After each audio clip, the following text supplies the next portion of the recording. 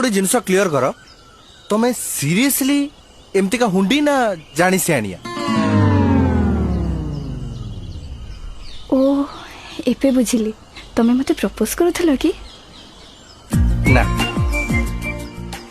आको राखी आसे तो तुमको भौणी कर राखी बांधियो राखी आनीच हाँ सीरियसली हाँ